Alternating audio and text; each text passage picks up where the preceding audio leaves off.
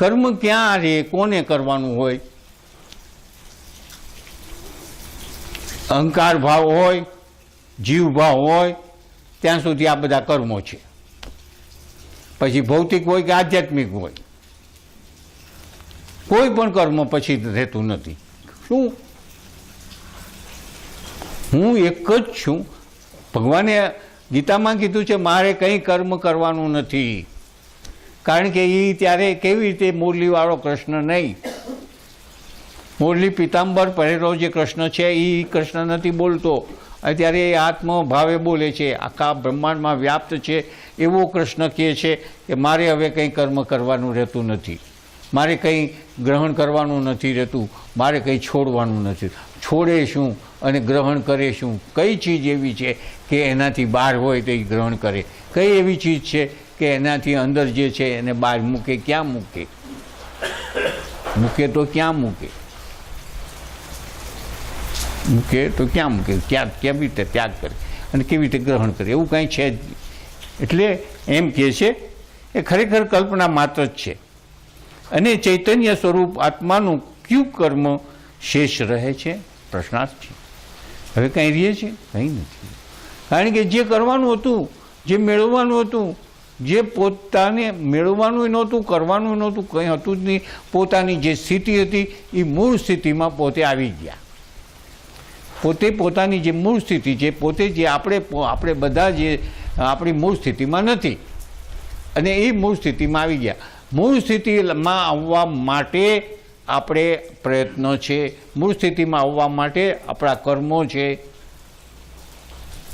જે કંઈક આપણે સાધનાઓ કરતા હોઈએ એ સાધના એક પ્રકારનું કર્મ. એ સાધના કરતાં એ આપણે સ્વની સ્થિતિમાં પ્રાપ્ત થયા પછી હવે કર્મ કયું રહ્યું?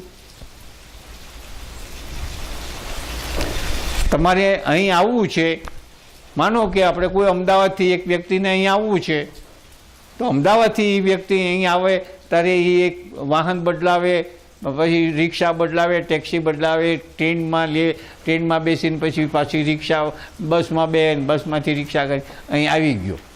અમદાવાદથી એની આવી ગયો. આવી ગયા પછી હવે એને કોઈ પ્રવૃત્તિ ખરી? એનું લક્ષ્ય છે અહીં પહોંચવાનું. પછી કાંઈ પ્રવૃત્તિ પૂરી થઈ ગઈ. એને અમદાવાદમાંથી અહીં આવવાની પ્રવૃત્તિ પૂરી થઈ ગઈ. હવે કંઈ કર્મ કરવાનું રહ્યું નહીં એને.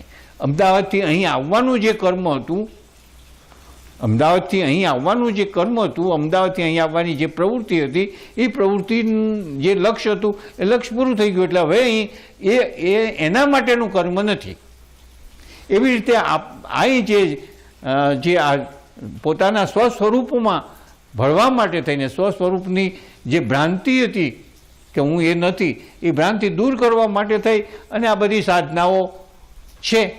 અને એ સાધનાઓમાંથી કોઈ પણ એક પૈકીની એક સાધનાઓ પકડી અને આપણે ઠેઠ સુધી પહોંચવાનું છે. હવે પહોંચી ગયા પછી તો કંઈ છે જ નહીં. એટલે અહીં હવે એમ કહે છે જનક રાજા, હવે મારે અહીં કંઈ કરવાનું રહેતું નથી. હવે મારે કર્મ ક્યું હું કરું? કંઈ છે જ નહીં. હું તો અનાદિ છું, વ્યાપક છું, મારા સિવાય બીજું કંઈ છે જ નહીં. હવે કર્મ જેવી કોઈ ચીજ રહી જ નહીં.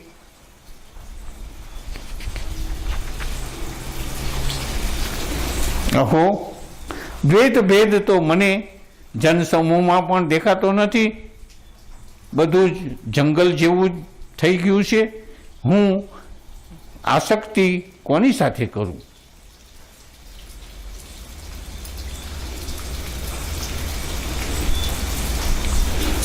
21મો શ્લોક છે. અહો, દ્વૈત ભેદ તો મને જનસમૂહમાં પણ દેખાતો નથી. કાલે જ આપણે વાત થઈ દ્વૈત અને અદ્વૈત વિશે, અને એની અંદર આપણે ઘડાની વાત કરી. ઘડાની અંદર ઘણા ઘડાઓ છે. એ બધા ઘડા 25-30 ઘડાની અંદર એકદમ નોખા કલર છે, કલરવાળા પાણી છે. એ બધા કલરવાળું પાણીમાં સૂર્યનું પ્રતિબિંબ પડે છે. તો હવે એ બધા ઘડાના અંદરના જે પ્રતિબિંબો છે એ કોઈ લાલ સૂર્ય દેખાય છે, કોઈ પીળો દેખાય છે, કોઈ રાતો દેખાય છે, કોઈ સફેદ દેખાય છે. આવા અનેક ઘડાના અનેક કલરો જુદા જુદા દેખાય છે. પણ એટલે માની લીધું કે સૂર્ય એવા રંગનો છે? સૂર્ય રાતો નથી, સૂર્ય પીળો નથી, સૂર્ય ધોળો નથી, સૂર્ય કાળો નથી. સૂર્ય જે છે એ જ છે. સૂર્યમાં કાંઈ ફેરફાર નથી. ફેરફાર ઘડાના પાણીમાં છે. સૂર્ય એક જ છે. એવી રીતે ચેતન તત્વ જે છે, જે આત્મતત્વ છે, એ આપણે બધા ઘડા સમજી લ્યો. આપણે બધા ઘડા છીએ અને આપણા બધામાં આત્મતત્વ છે, જેને ચેતન તત્વ કહી છે, જેને બ્રહ્મ તત્વ કહી છે, એ બધામાં છે. જુદા ક્યાં પડી છે? અહંકારથી. એ અહંકારને પ્રકાશિત કરવાવાળો આત્મા છે. જેમ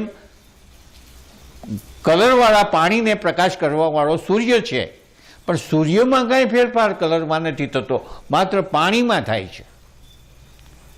એટલે પાણીમાં માનો સૂર્ય કાળો, પીળો, રાતો, ધોળો દેખાય, પણ સૂર્ય એવો ને એવો છે. આપણા બધા અહંકારમાં જે પ્રકાશિત ચેતન છે, એ ચેતન પ્રકાશિત એવો ને એવો હોવા છતાં આપણે બધા આપણા અહંકારની વાસનાઓ અલગ અલગ હોવાને કારણે આપણે બધા અલગ અલગ દેખાય છીએ.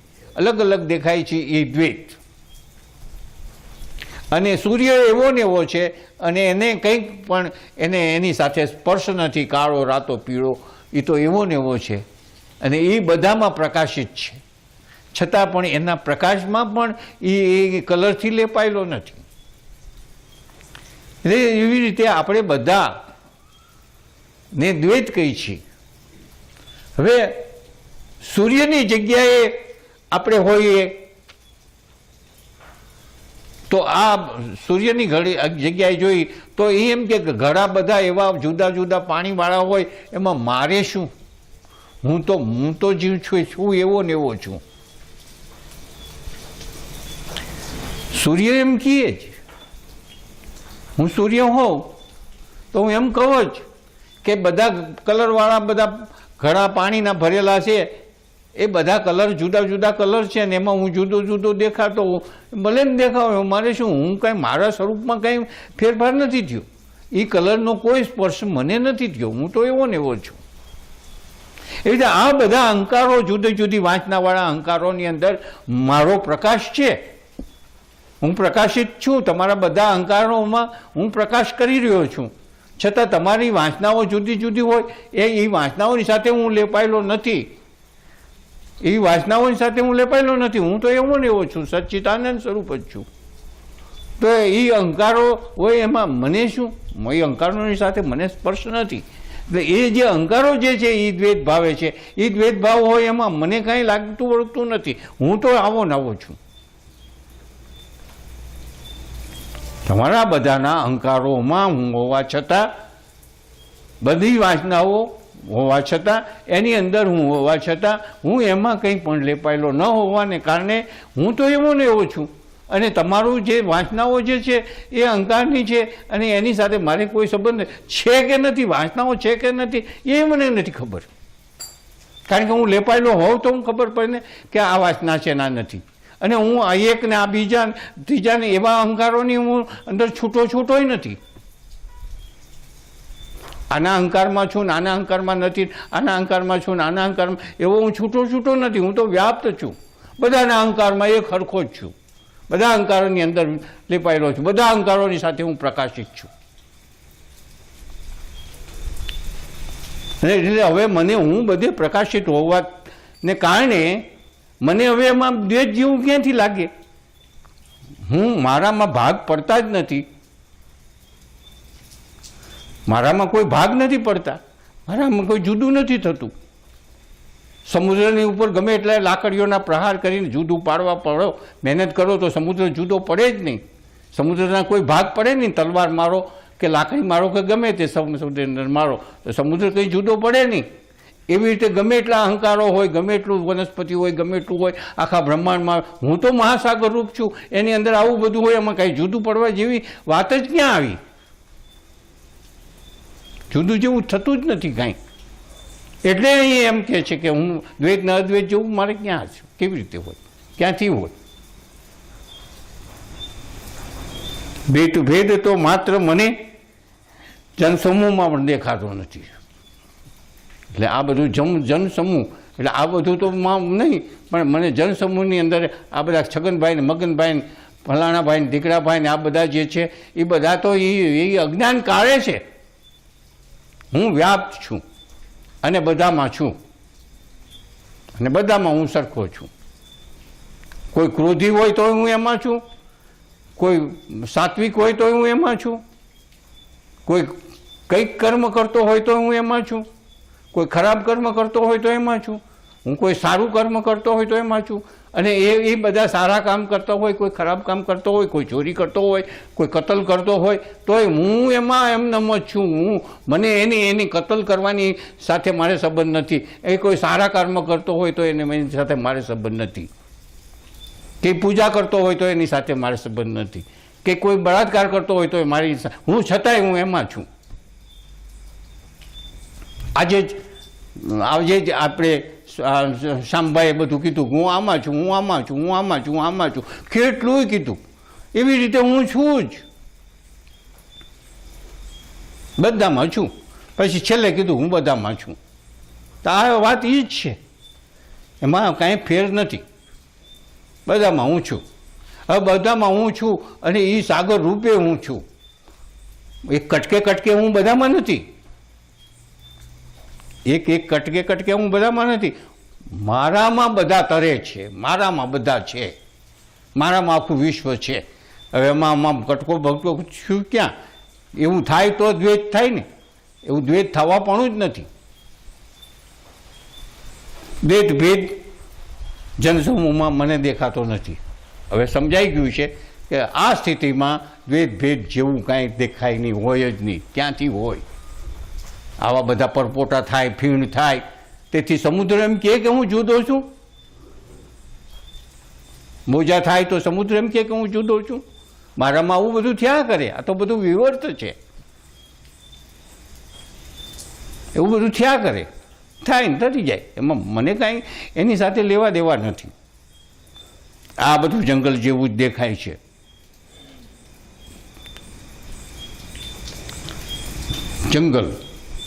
જંગલ જેવો શબ્દ મેં વાપર્યો છે કે જંગલની અંદર આંબા હોય, આંબલી હોય, બાવળિયા હોય, કે ગમે એટલા હોય, પણ જંગલ એટલે બધું.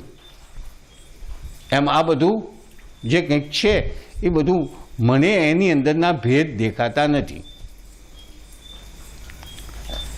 કહેવાનો મતલબ એમ છે કે આ બધા જે ભેદો છે, કે આ વનસ્પતિ છે, આ પાટિયું છે, આ આપણે આ બધા જુદી જુદી વ્યક્તિઓના નામવાળા બધા બેઠા છે, આ જુદું છે, આ બધું છે, આ બધું જુદું જુદું કાંઈ મને કાંઈ દેખાતું નથી.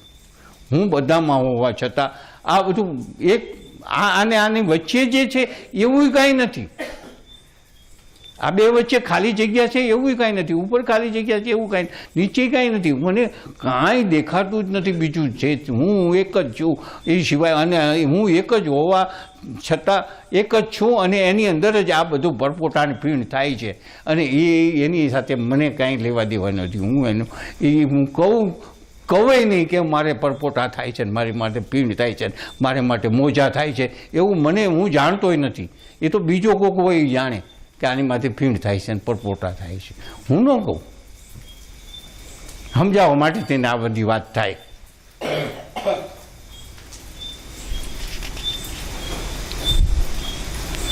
પ્રીતિ ને આસક્તિ કોની સાથે કરું? જનક રાજા એમ કહે છે કે પ્રીતિ કોની સાથે કરું, આસક્તિ કોની સાથે કરું? પ્રીતિ કે આસક્તિ રહી ક્યાં? મારાથી કંઈક બીજું જુદું કંઈક કોઈ કાંઈક પણ હોય તો હું એની સાથે પ્રીતિ કરું, કે આસક્તિ કરું, કે દ્વેષ કરું, કે રાગ કરું. દ્વેષ કરું કે રાગ કરું કે પ્રીતિ કરું કે જે અપ્રીતિ કરું કે કંઈક હોય તો કરું ને. મારા સિવાય બીજું કંઈ છે જ નહીં આખા બ્રહ્માંડમાં. આખા બ્રહ્માંડમાં મારા સિવાય કંઈ છે જ નહીં. એટલે હવે મારે પ્રીતિ કરવી કોની સાથે કે અપ્રીતિ કોની સાથે કરવી? રાગ એ કોઈની સાથે કરી શકાય એવી સ્થિતિ નથી. દ્વેષ પણ કોઈની સાથે કરી એવી સ્થિતિ નથી મારી. કારણ કે હું આખા બ્રહ્માંડમાં વ્યાપ છું. મારા સિવાય બીજું કાંઈ છે જ નહીં. આ બોલવા ખાતર બોલવું પડે છે. હકીકતે મારા સિવાય કાંઈ બીજું છે જ નહીં. બોલાય પણ નહીં એવી સ્થિતિ મારી છે.